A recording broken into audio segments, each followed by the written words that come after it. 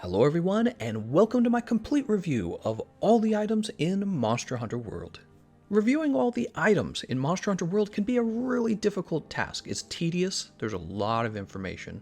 I hope you'll watch from the beginning until the end because even players with a pretty heavy amount of experience might learn something new here. We're going to be going into deep detail. We want to know how craftable is this item, how sustainable is this item, is it worth it to have it in your item loadout even, and what specific loadouts are going to be best for fighting particular monsters, right? Some monsters are affected by items more than others. I hope to teach you all kinds of tricks that you will only find in this video. Let's get started. First of all, we need to talk about where we're already at in terms of information about items and item loadouts. Now, I already made my item loadout video that was loaded with information. It is one of my most popular videos by far, and I'm going to assume you've already watched it because I don't want to cover it twice. Okay, so I'm assuming you already know all that stuff. I want to add a few tips that didn't make it into that video right into the beginning of this one. Number one, you guys probably remember me talking about sorting items on your item bar. Check this out. In Iceborne, there's been a quality of life change where you can actually hide fixed items that you don't want to use. So here's the fishing rod, here's the barbecue spit, and here's the surveyor set, and I'm not interested in having them in the middle of my fights, so I just turn them all off. You can see for the Xbox controller, I just hit the X button, it turns them on and off. They have a red X when you have them turned off. And now these no longer show up in your item bar, and this makes it even easier to scroll through the items that you actually care about. Tip number 2, in the item loadouts guide, we talked about the ability to open up your item bar and then to actually manually sort items out. Well, check this out. We didn't talk about sorting out your ammo and coatings, so we're going to go ahead and do that today. You can see that I'm in the item bar. I'm going to go ahead and hit right bumper so that we can see all of my ammos that I currently have in this item loadout. Now you'll notice I've already sorted it. Here's the Wyvern ammo, it's next to the cluster bomb level 3, and it's next to the sticky ammo level 3. But you know what? Sometimes when you've run out of cluster bomb ammo, you want to swap right over to the cluster bomb ammo level 2. So let's take this cluster bomb ammo level 2, we're going to move it up right under Wyvern ammo. So now the priority of my ammo types is sticky ammo level 3, cluster bomb level 3, Wyvern ammo, and then cluster bomb level 2 if I run out, and then sleep ammo after that.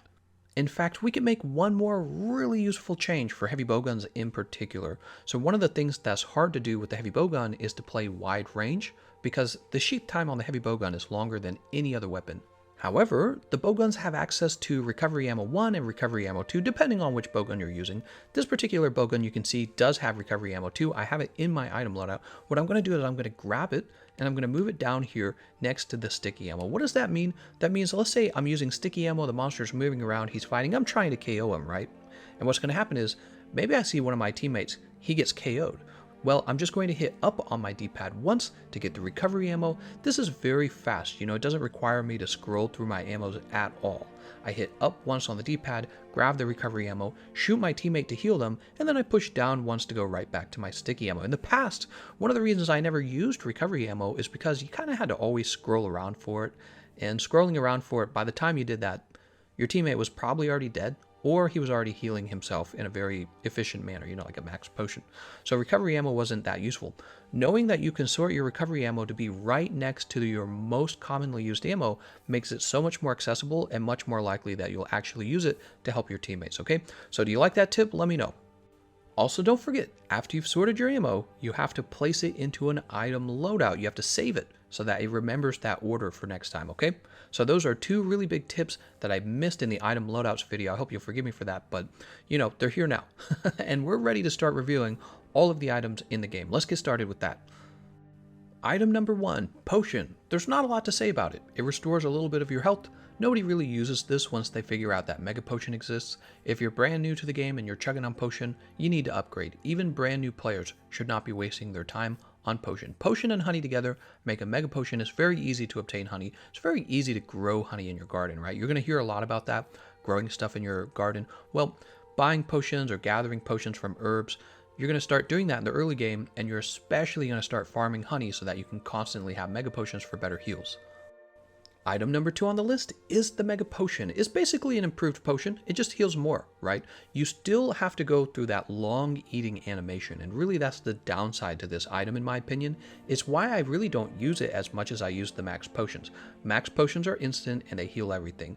Mega Potions don't heal everything and they have a long eating animation. So when you really get rich in the game and you can afford to craft a ton of Max Potions, you kind of move away from Mega Potions, but there are exceptions. You'll be using your Mega Potions pretty generously if you're ever going to play wide range healer. That's because you can't use Max Potion on your teammates, you have to use a Mega Potion on your teammates, right? So these can't be purchased, which means you have to craft them. They're crafted once again out of honey and out of potions. You can buy the potions, but you can't buy the honey. So you have to grow the honey, you have to gather the honey. Just like I said, you're gonna have to start growing honey as soon as you can. Item number 3, Max Potion. Who doesn't know what the Max Potion does? This is my most used item. Let's talk about it appropriately. So it does exactly what the description says. It fully restores your health, and it maximizes the size of your health gauge. It actually serves 2 functions that way. So let's say you're in the middle of a fight, you've eaten, I don't know, Chef's Choice platter to fill out your health bar all the way, and new hunters don't really understand what I'm talking about. Basically, when you go into a fight, you've got your health bar, but it's not maxed until you have that canteen meal with, 6 fresh ingredients, or you've eaten a Max Potion or an Ancient Potion, right? So there's that little chunk of health bar you got to fill out on your own. Well, when you die, you lose that. And if you eat a Max Potion, it comes right on back. So Max Potion and Ancient Potion are very important for bringing your health all the way back up. So Max Potion, let's talk a little bit about how to craft these. To craft a Max Potion, you need 4 ingredients: Bitterbug, Blue Mushroom, honey, and this harder to get mushroom called a Mandragora. Mandragora take a little longer to grow in the garden than other things. Once you have those ingredients, you will have to combine them several times to reach the point that you've made the Max Potion, right? So the Bitterbug and the Blue Mushroom to go together, and these create the nutrients. The nutrients then combines with the honey for a Mega Nutrients. Finally, you have a Mega Nutrients and you have a Mandragora. You put these together and you have a Max Potion. Now, lucky for us, in Iceborne, there's a new optional quest that gives us a 4th slot for cultivating items. This means that you're able to get even more of your items per investigation or per hunt, and this means you're able to consume more Max Potions than you could in the past and actually be able to sustain that eating habit, I suppose, the amount you're eating. So that's really nice. We're actually allowed to spend more each quest because of that extra cultivation. Item number 4 on the list is the Ancient Potion. You can only bring one of these with you per quest, and it maxes your health and it maxes your stamina bar. I mean, it's nice in theory. The problem is you can't sustain it. If you look at the crafting, you've got 2 ways to craft this. You can use Immunizer and Kelbi Horn, or you can use Nourishing Extract and Kelbi Horn. The problem is those are monster materials. You actually have to go farm for those materials, not in the garden. Farming in the garden is great. It's very passive. You don't worry about it. But I mean, just like the Kelbi Horn and the Nourishing Extract, you get those as rewards from breaking monster parts, and carving from like a Kelbi, for example. So I never use Ancient Potion, and the reason for that is because I don't see it as a sustainable part of my item loadout. I'd run out of it, and then I would just be sad because maybe I developed a habit of using it, but I can't use it anymore. So we just don't touch the Ancient Potions. You can use all your Ancient Potions if you want, and then not worry about it from there. Antidote. It cures poison. It comes from an antidote herb. It's really simple. It takes a long time to drink, which is why I never use it. Now the next item, item number 6, is where it's at. You take an antidote, you combine it with the blue mushroom, and you get something called herbal medicine. This does pretty much the job of antidote, except it gives you a little bit of health back. Most importantly, when you eat it, it eats instantly. So I strongly prefer herbal medicine, but there's actually even another item that will heal poison. And of course, that's going to be item number 7, Herbal Powder. So Herbal Powder is created when you take an herbal medicine and you combine it with this thing called a Godbug. And this Herbal Powder fits into a group of items where that item has like wide range built into it. Basically, when you consume the item, the effects are given to all of your teammates. So if you want to heal poison on one of your teammates, you got herbal powders in your inventory. You just use an herbal powder and your teammate is healed. So your teammates are going to go, oh my god, he's literally God, which is why you have to craft this with the Godbug, right? That's how it works. So it's a nice thing. I don't know if I would personally bother putting herbal powder into my inventory. If you've got room on maybe your radial menu, or you're just particularly good at micromanaging your stuff, or you're going against like Gold Rathian, who's constantly going to be poisoning the team, I would say then you could consider using herbal powder. Otherwise, I'm mostly just going to stick with herbal medicine, and I'm going to expect my teammates to have their own herbal medicine. You know what I'm saying? Because who wants to waste Godbugs when anyone could easily craft an herbal medicine? It's not expensive, but the Godbugs kind of start to get expensive. Item number 9 is going to be energy drink. Energy drink, basically if you're falling asleep and you drink this, you stay awake. The other thing it does is, let's say your stamina bar has gone down because you've been running around too long, or you didn't eat a hot pepper because you're like me, or hot drink because you're like me and you don't feel like drinking one. This will actually give you your stamina back. It's like a steak or a ration, right? It's crafted out of Nitroshroom and honey. I never bring them because they take up a slot in my item loadout and I don't find them valuable enough. Even against a monster who's like putting you to sleep all the time, if you really care or worry about being put to sleep, throw sleep resistance onto your build. It's not even hard. So yeah, I just don't feel like using energy drinks. I especially don't like wasting room in my item loadout. After the energy drink, we have ration, well done steak, and burnt meat. These all do the same thing. They give you more stamina back after your stamina has, you know, the way the game works is your stamina bar slowly depletes. You bring your stamina bar back up with ration, well done steak. I suppose burnt meat probably works, but I don't think I've ever eaten this, ever. Like, what's the point? I also prefer ration, by the way, because ration eats very quickly. So if you're like running wide range and somebody's mounted a monster, you want to give them their stamina back quickly so that they don't, you know, lose the mounting minigame, eat a ration. If you eat a steak, you run the risk of the player being knocked off of the monster before you're done with the eating animation, unless you have speed eating, I suppose. So, I mean, it's just up to you. You can do what you want. The other nice thing about the rations is you can just go buy more rations. With the well-done steaks, you actually have to cook those or have them cooked at the canteen. After the meats, we have two also very simple items, the cool drink and the hot drink. Cool drink, of course, you eat this when you go down into a lava area so that you don't slowly lose health. You don't truly lose the health, you get a red health bar, and so that's recoverable health, right? The red health bar is. One of the neat tricks about this is you could potentially go down into a lava area with the resentment skill, skip eating that cool drink, and just allow yourself to constantly have that resentment skill active. Okay, so cool drink, that's a little tip with the resentment, but cool drink is very simple. So is hot drink. You can buy both of these. You can also craft both of these very, very easily. So I don't feel like they require a lot of explanation. Hot drink, of course, is working in Iceborne to stop your stamina bar from being depleted very quickly. They explain all that. Nutrients and mega nutrients, you know, they increase the maximum health level on your health bar. I don't ever use them by themselves. What I do is I turn them into max potions with Mandragoras. That's probably what I recommend for you as well. Then you have Immunizer, boost your natural ability to heal. Basically, this is like the recovery up skill. So if you take damage, you have that red health bar where that's recoverable health. We just mentioned that before. Immunizer is going to give you the recovery up skill where that health actually comes back faster. This is useful when let's say you take a big chunk of damage, you got a big red health bar sitting there, and if you just don't get hit for a little while longer, your health just ticks back pretty quickly. And it's like the monster did less damage than he really did. Now, right next to the Immunizer, of course, is the Astera Jerky. Astera Jerky is going to do the same thing, kind of gives you that natural recovery up. Astera Jerky is also really useful for another thing. Astera Jerky actually heals bleeding. It's my favorite way to heal bleeding. You can see that I have a bunch in my item box. You're not going to find Astera Jerky occurring naturally in the field. You actually have to go to the provision stockpiler and just purchase a bunch of these guys. They're really nice, so I do recommend stocking up on Astera Jerky. Next up on the list, we have Dash Juice. Dash Juice is really valuable to bows and dual blade users. Those two particular weapons rely on having a lot of stamina in order to deal sustained damage, right? So if you want to deal a ton of damage with the bow, your limit is how much stamina you're allowed to use. So players who are building for bow will usually consider stuff like Constitution or Stamina Surge, and then in their item loadout, they bring Dash Extract, and they eat a Dash Extract before the fight begins. Well, it's also one of the more expensive items to craft, because you need Catalyst and you need Dash Extract. So the Catalyst isn't a big deal, but the Dash Extract is. You can't actually grow Dash Extract. You can't gather it either. It comes from killing monsters. It's a monster reward, and this really limits how many Dash Juices you can have.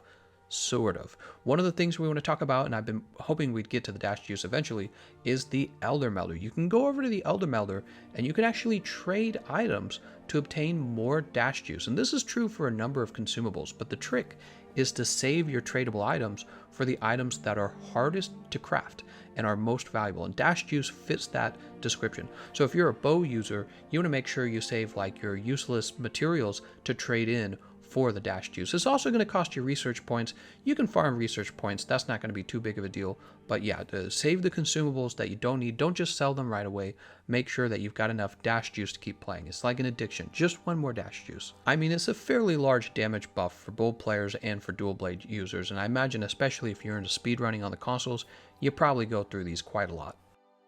Alright, it's time to start talking about the consumable items that buff your damage. We're talking about Might Seed, Might Pill, Demon Powder, Demon Drug, and Mega Demon Drug. It gets a little complicated because each of these items kind of stacks with each other, and then there's some that don't stack, and then they all kind of have different properties. Let's try and break it down.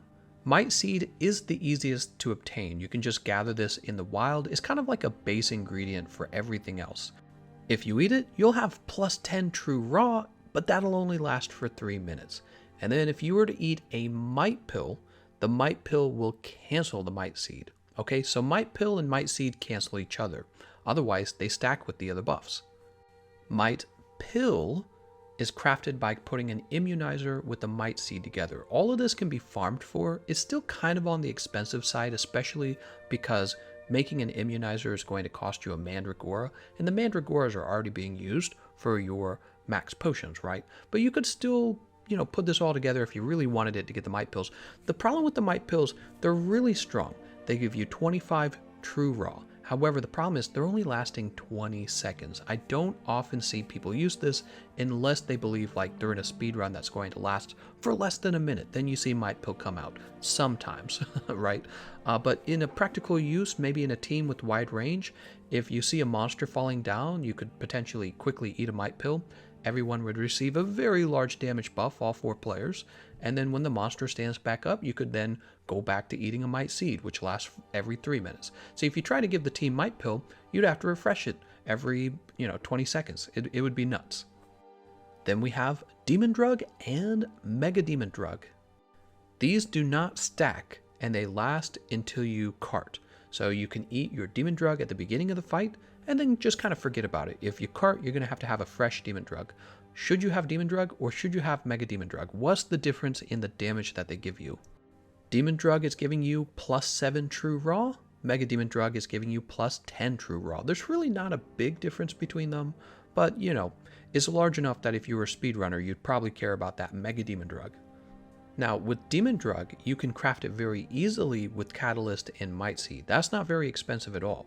But with the Mega Demon Drug, you're going to have this thing called Nourishing Extract. And Nourishing Extract is, again, one of those monster drops. You're going to have to go out and farm Nourishing Extract, or you're going to have to trade with the Elder Melder. So this is, again, one of those situations where you're kind of competing between Mega Demon Drug and Dash Juice for things you could trade with the Elder Melder. And I would choose the Dash Juice and not worry about the Mega Demon Drug, because you can just use Demon Drug. The only exception is if you got real serious about speedrunning and you're not using bows, you're not using dual blades, so you don't care, then maybe you trade for the Mega Demon Drugs.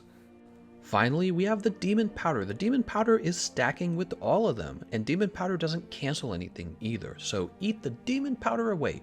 It lasts for 3 minutes just like the Might Seed. So you can have your Might Seed, you can have your Demon Powder, and then in 3 minutes, just refresh both of them, the Might Seed and the Demon Powder again. They stack together, they give you a nice little damage buff. Now the nice thing about Demon Powder is it affects your whole team. So you're not just giving yourself the buff, you're giving the whole team the buff. Okay, so it's actually really powerful if you think of that way. And then of course, the actual buff that you're receiving is plus 10 true raw. So it's really a nice item, and you should consider having this in all of your loadouts if you're going to be playing multiplayer. Now on the flip side, we have all of these same sort of buffs except for defense. So we have Adamant Seed, we have Armorskin, Mega Armorskin, we have Adamant Pill, and then finally we also have the Hardshell Powder. Guess what? I almost never use any of these, and that's because there's already so much eating you have to do for like your health bar with Max Potion, Demon Drug, Demon Powder, Might Seed. I don't always eat those even. I'm just too, it's too inconvenient. For every single hunt you go on, it's too inconvenient. So, I want to say those are a bit less complicated. Basically, they're going to give you a small defense buff. It's not going to give you as much defense as you probably think it will. What you can do is you can go ahead and craft the Armorskin, because you know with the Armorskin and the Mega Armorskin, at least that's lasting for the whole fight. You know, you don't want to reach 3 minutes into the fight and have to eat a Might Seed, a Demon Powder, and then an Adamant Seed, and finally a Hardshell Powder. It's just too much work. You don't want to eat 4 things every 3 minutes. It's really inconvenient. The exception might be is if you're playing wide range. That might be the only exception though, and I honestly don't think that the defense is as valuable as the offense. It's just not enough. Those items, you know, if Capcom were to buff them, then it would make more sense. So really the only time I eat these is when maybe I've got Fortitude on, I've already carded twice, I want a little extra defense, so I eat an Armorskin as well just to make sure, because you know, you really don't want to die on that last life. So, you know, just whatever you can throw in as well, take an extra minute, go the extra mile. That's the only exception. I rarely eat these. One of the costs to having to have all of those buffs in your item loadout is you're filling your item pouch up. Your item pouch is very limited on what it can hold, and then additionally, if you're trying to use these consistently, you're going to have to farm for them in your botanical research garden. So it's like, you know, you just don't have room for them. That's all it comes down to. They don't offer enough. You've already got all these other buffs for attack. You don't want to be eating all the time, and you don't want to be growing these all the time. All right, so these don't get a very good rating in my opinion. You can kind of look over them. We've talked about the healing consumables, potion, mega potion, max potion, ancient potion. You know what we forgot to talk about? We forgot to talk about life powder and the new item that we got with Iceborne. It's not technically new, it's from the older games, but Capcom gave it to us in Iceborne, Dust of Life. So life powder and Dust of Life, these are some more of those wide range type consumables. When you eat it, players in a moderate radius around you receive the benefits of it when you consume this item. So if you got a teammate who's dying and you want to heal him real fast and you don't have wide range on your build, you can have a life powder. And that's what I told you in my item loadouts video. I said, look, have your radio menu set up so that you can use your life powders, and then you can continually hit the craft button on your radio menu, or actually technically it's consume, and the radio menu automatically crafts the life powders, right? And then you would kind of be like a healer. The problem with the life powder, of course, was always that it never healed very much, okay? Clearly it heals less than the Mega Potion. Now we have Dust of Life, and it pretty much is healing about as much as a Mega Potion, except is so good because when you use Dust of Life, it has a much faster animation than Mega Potion. In fact, I've heard people say that they prefer to heal themselves with Dust of Life rather than their Mega Potions, and I can understand the temptation. The problem is with using that for self-healing is you're only allowed to carry a few of them, right? You can have 4 of the Gloam Grass buds. Those are the key ingredient for crafting Dust of Life. They're also kind of hard to farm, by the way. They take a little while longer to farm. And then, of course, you have the Godbugs as well. What that really means is since you can only hold 2 Dust of Life at a time, and you can only hold 4 Gloam Grass buds, you have a total of 6 of these, which is great if you're just helping a teammate out, but if you're constantly using them to heal yourself, you're probably going to run out of them in key moments when a teammate might actually need healing. But I don't know, you play around with them, maybe your teammates are better than my teammates. Either way, in my opinion, they're replacing the life powder on your radio menu. They work just like the life powder. You have fewer of them and they heal more. They're really nice. Moving right along, we're ready to talk about the pods. You have the flash pods, the screamer pods, and the dung pods. They each have a different role. They go into your slinger, of course, and you can fire them to do various tasks. So with the flash pod, they used to be OP, but Capcom's pretty heftily nerfed them. What they can be used to do the most right now is possibly to just drop a monster out of the sky. Let's say a monster is trying to go to their nest. They're nearly dead. You think that you could kill them before they run off to the nest. They start to fly. You could drop a flash pod on them and they'll fall out of the sky. So they'll have little stars over their head, and then they'll be confused and they'll attack all over the place. And I mean, it's a little bit better than if the monster were to focus directly on you. Like, you can try to stay behind the monster. He doesn't really target anyone, and eventually it ends, right? The flash ends. I feel like flash pods were nerfed so hard that they just really don't get used much anymore. I don't find myself feeling like they're required in the build at all. And with the Raider Riders, I don't even feel like I need to interrupt a monster from leaving to their nest. I just get on the Raider Rider and he's going to chase them down anyways. So I feel like flash pods are probably going to move on to this category where mostly only speedrunners are probably going to use them. That's my guess. Speedrunners are going to use them to make sure they can't escape. Maybe they're going to use them to call aggro on them as well. Then we have the Screamer Pods. Screamer Pods, these have always been hard to farm for. Them and the dung pods are kind of harder to farm for, right? You can't grow anything in your garden to craft these. The screamer pods are probably the hardest because you need a screamer sack, and these are not crafted. These are carved out of the birds that fly in the Wildspire Waste, where you usually run into Black Diablos bury at the right. That sort of area. I don't remember what area of the map that is, but they all kind of fly around, and if you knock them out of the air and kill them, you can carve out a screamer sack, and this turns into a screamer pod. Screamer pod is used for pulling monsters out from underground. Most people know this. I feel like it doesn't get used that often because it's like, once again, you can't really farm for these, so you pretty certainly have to trade with the Elder Melder for them, or you have to go on a Screamer Pod farming spree, I guess. And the truth is, you don't really have to have them to defeat the monsters that they work on. So they work on Beatotus, Lavasiath, Gyrototus. They work on Black Diablos. This is pretty useful for them in particular, right? Screamer Pods, you can have Black Diablos go underground, you fire the Screamer Pod, Black Diablos get stuck, right? And it doesn't work like infinitely. You can't just use it forever, but a few of them will work. They're just kind of this oddball thing. You're probably not always going to worry about them, but yeah, against those particular monsters, you might grab your Screamer Pods. I can honestly say I got more used to just dodging the monster as they pop up out of the ground. Dung Pods, on the other hand, are useful a lot of the time, especially nowadays in Iceborne when you're like grinding in the guiding lands or just in a regular investigation. You're trying to get your materials for your armor or your next weapon, and another monster, maybe one that roars a lot, he comes into the fight and you're like, Jesus, I don't want to have to deal with both of these guys. I wish I could just deal with the monster that I'm targeting. You fire a Dung Pod. You can fire it at the monster that you have targeted to get him into a new area, or you can fire it at the monster who you want to go away. When you're in the guiding lands, it's also important that you capture or you kill the monster in the right zone. So if you're trying to level up the ancient forest, but your monster has moved into a zone that's for the Wildspire, you can shoot a Dung Pod to get him to move back into the forest. So Dung Pods have gone up in value. Also, Dung Pods, you can gather them. Unlike the Screamer Sacks, you have to carve them, right? But Dung Pods, if you find like manure laying around, always grab that manure because that's going to be craftable into Dung Pods. But of course, if you really want a ton of them, you'll trade with the Elder Melder. Next up, we have Smoke Bomb, Poison, Smoke Bomb, and Farcaster. These are made with the smoke nuts, and they each have a very distinctive role. I never really used the smoke bombs, I'll be honest. So the smoke bombs, if you throw it at the monster will lose sight of you for a little while, but it's like, I don't feel like giving up one of the slots in my inventory just to lose the monster's aggro for a short duration. Maybe some of you could convince me of some really clever reasons why you might use the smoke bomb, but I don't ever use it. I don't ever see anyone else using it. Now, the Poison Smoke Bomb, on the other hand, has a little more application.